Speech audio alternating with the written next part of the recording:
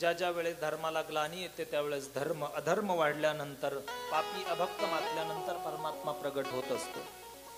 म्हणून 5 कारण सांगून शिवजींनी कथा सुरुवात केली. पहिलं कारण जय विजयाला मिळालेला शाप, दुसरं कारण नारदजींनी दिलेला शाप, तिसरं आहे जालंधर संपवण्यासाठी विष्णू परमात्म्याने घेतलेला अवतार, चौथं मनु आणि शतरूपेचं कारण सांगितलं, आणि 5वं आहे कश्यप आणि आदिती यांचाच झालेला पुढचा दशरथ आणि कौशल्याच्या जो काही अवतार त्यांच्या पोटी झालेला 5वा अवतार. अशी 5 कारणं सांगितली. दशरथ राजा जन्माला आला इथपर्यंत कथा सांगून झाली. भगवान शिवजी सांगतात 60 राजे झाले. पहिले दशरथ राजाच्या अगोदर 60 राजे झाले. एक बार भूपती मनमा, एक बार भूपती मनमाही,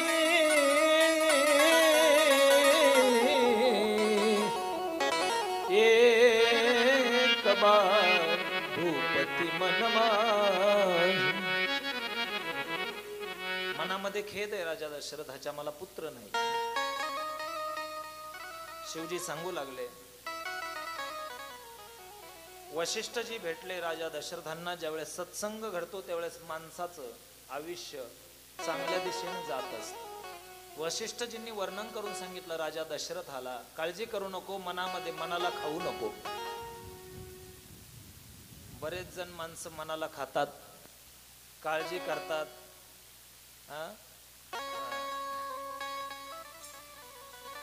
जीवाला खातात. कोण? बरेच लोक.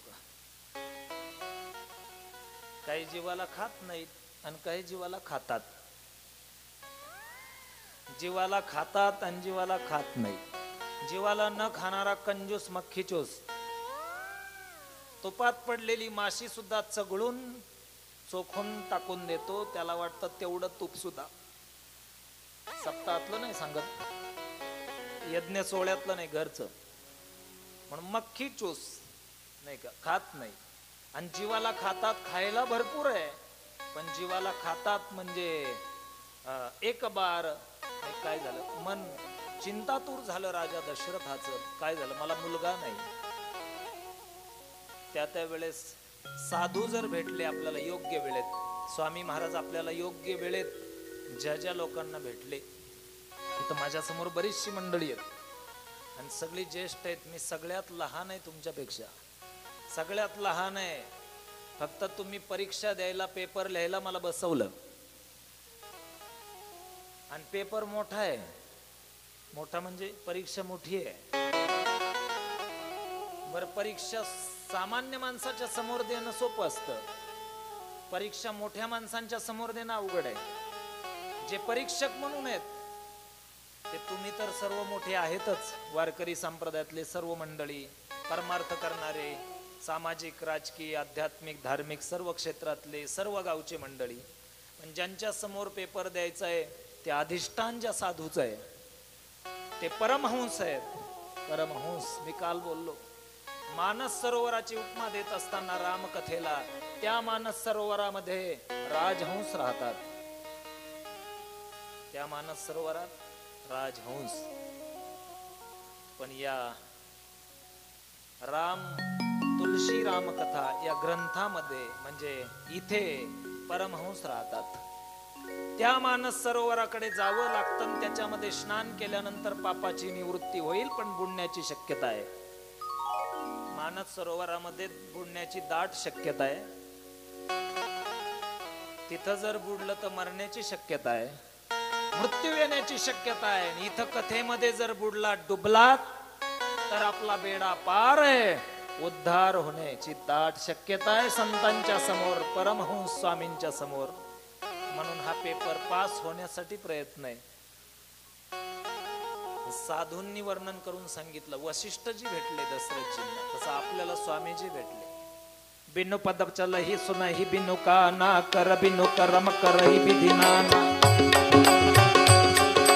आनन रहित सकल रस भो, बिनु बानी बलता बड़ जोग, तनु बिनु परस नयन बिनु रेखा, शेषा बिनु पद चल ही सुनहि बिनु काना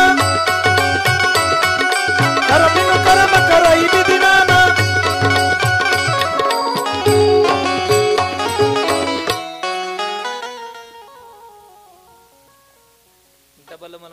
डबल दोनदा म्हणायला वेळ कमी बिनु पद चल ही सुनई बिनु काना ज्याला बिगर कानाचं ऐकू येतं आणि बिगर पायाचं चालता येतं त्याचं वर्णन सांगितलं वैशिष्ट्यांनी बिगर कानाचं ऐकतो बिगर पायाचं चालतो कर्म न करता सगळ्याचं कर्म करतो सर्वाचं पाप सर्वाचं पुण्य पाहतो सर्व काही करून कोणाचंच पाप घेत नाही ऐकताय ना तुम्ही सर्व काही करून कोणाचंच पाप घेत नाही काही न करता सर्वांचं पुण्य घेतो पुन्हा सांगू का काही न करता सर्वांचं पुण्य घेणारा आणि सर्व काही करून कोणाचंच पाप न घेणारा बिनुपद चलही वशिष्ठजींनी वर्णन करून सांगितलं परमात्मा स्वरूपाचं साधू तत्वाचं साधून सांगितलं राजा दशरथजीला काळजी करू नको तोच तुझ्या पोटी येईल फक्त तुला एक करावं लागेल 3 श्वापद मारावी लागतील लवकर जा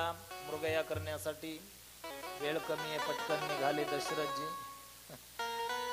आता कमी वेळेत बरेचसे सांगायचे ना म्हणून पटकन पुढे जातो आधी एक शिकार कर राजा दशरथाला सांगितलं राजा दशरथ गेला 3 श्वापद मारायला सांगितले श्वापद म्हणजे जनावर 3 जनावर मारायला सांगितले पण राजा दशरथ 3 माणसं मारून आला सगळ्याला कथा माहित आहे दशरथे मारिला तो चिहोता मास वर्षा ऋतू असे कृष्ण पक्ष हे कृष्ण अवतारातलं वर्णन आहे दशरथानं ज्यांना मारलं तो श्रावण बाळाला बाण लागला चुकून झाडाच्या पाल्याच्या आडून बाण मारला श्वापत पाणी प्यायला आलं असं समज राजा दशरथाचा झाला बाण मारला वक्षस्थलावर बाण लागला घायाळ झालेला श्रावण भेटला विवळ झाला रडतोय मायबाप रडू लागले अंध असणाऱ्या मायबापाचा एकुलता एक आधार असणारा श्रावण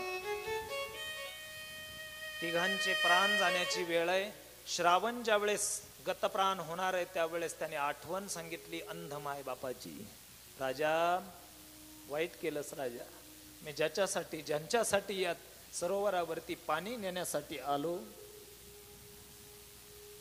ते माझे अंध मायबाप काशीला घेऊन मी चाललो माझ्या खांद्यावरती त्यांची कावड आहे त्यांना घेऊन मी काशी दर्शनासाठी निघालो राजा तू हे काय केलंस राजा दशरथा श्रावण बाळ विवळ झाला आता मी मरतोय राजा पण माझ्या मायबापांना पाणी घेऊन गेल्याशिवाय तुला शांती प्राप्त होणार नाही माझे अंध मायबाप हे श्रावणा हे श्रावणा हे श्रावणा म्हणत म्हणत प्राण सोडतील आणि त्यावेळेस ते प्राण सोडत असताना तुला शाप देतील राजा तू पाणी पाजल्याशिवाय त्यांना काही सांगू नको मोठा विषय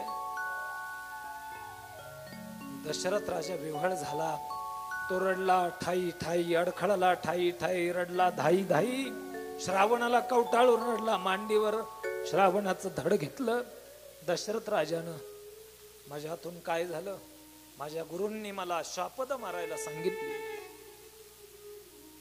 3 जनावर मारून या म्हणून सांगितलं मी माणसं मारायला निघालो त्यामध्ये श्रावणाचा प्राण गेला ती जारी भरून घेतली विवळ असणाऱ्या अंतकरण त्या अंतकरणात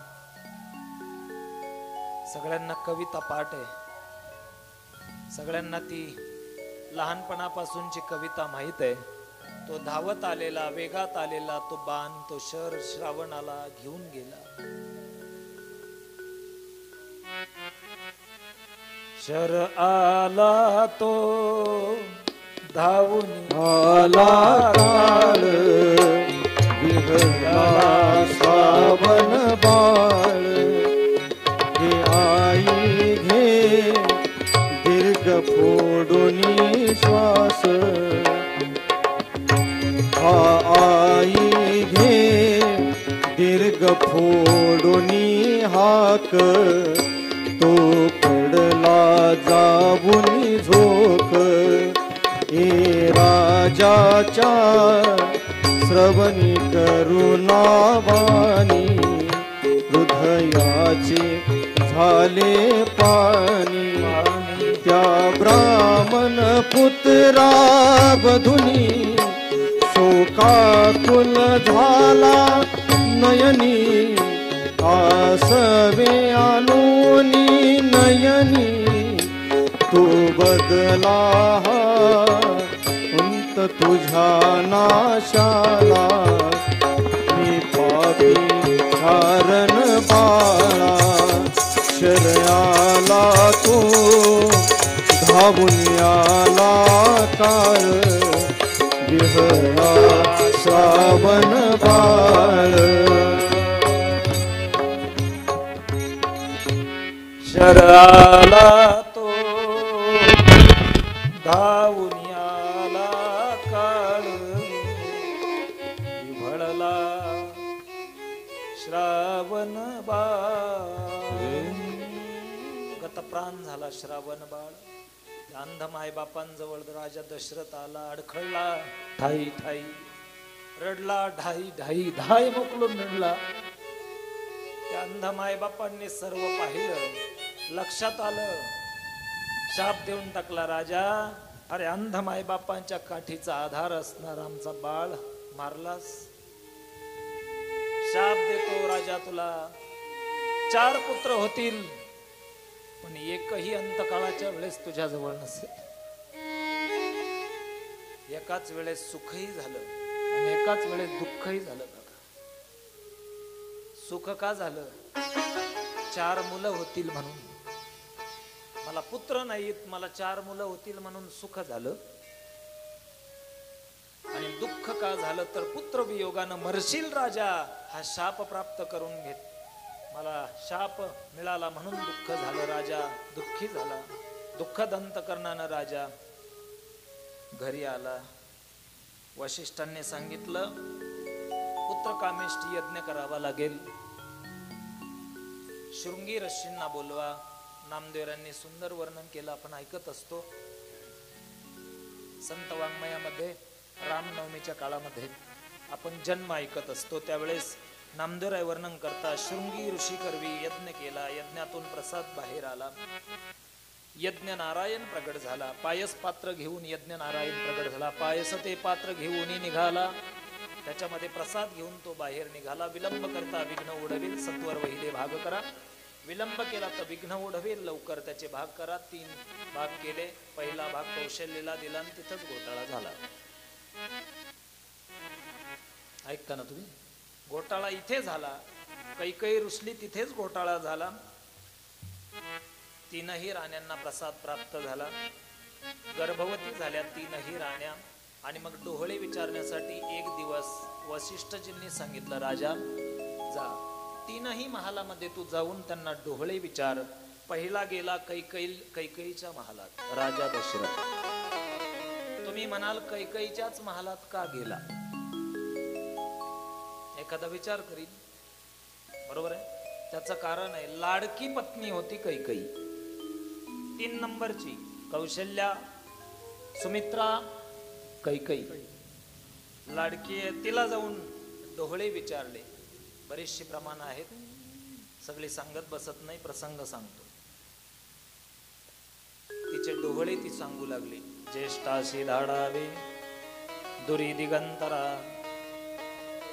नये समाचार त्याचा माझा त्याची बातमी सुद्धा पुन्हा कानावर येऊ नये ज्येष्ठाशी धाडावे दुरी दिगंतरा लांब पाठवा मोठ्याला कनिष्ठाशी द्यावे राज्यपद लहान्याला राज्यपद द्या डोहळे सांगतो मी कैकईचा डोहळा कैकईचे डोहळे विचारले दुःख झालं कैकईचा तो दुःख पाहिलं कैकईचा डोहळा ऐकल्यानंतर दुःख झालं राजाला सुमित्रेकडे गेले सुमित्रेने सांगितलं वडिलांची सेवा अहर्निशी सुमित्रा माता सात्विक सालस शांत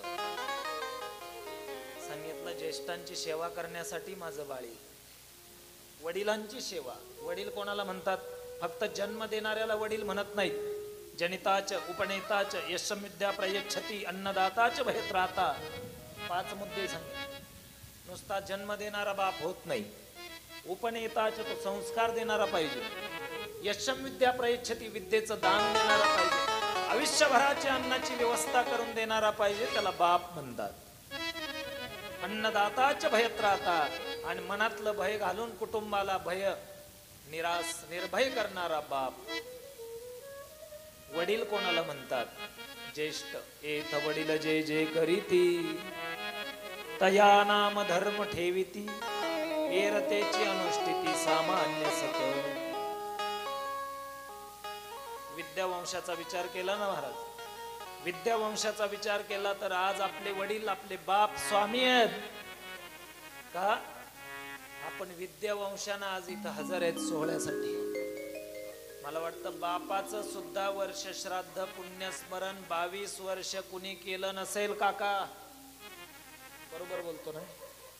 22 वर्ष बापाची आठवण नसेल एखाद्याला जन्मदात्याची, पण ज्यांनी कृपा करून विद्येचं भक्तीचं दान दिलं त्या स्वामींची आठवण 22 वर्ष झालं या मंडपामध्ये आहे, मंडपात आहे, या भूमीत आहे. ही भूमी पवित्र आहे.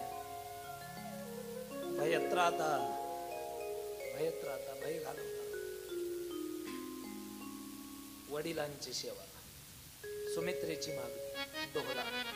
कौशल्याने सांगितलं, आणि रे धनुष्य मारी रे रावणा, लंका विभीषणा देईन मी, आणि रे धनुष्य मारी रे रावणा. लगेच युद्धाचे डोळे होते कौशल्या मातेला.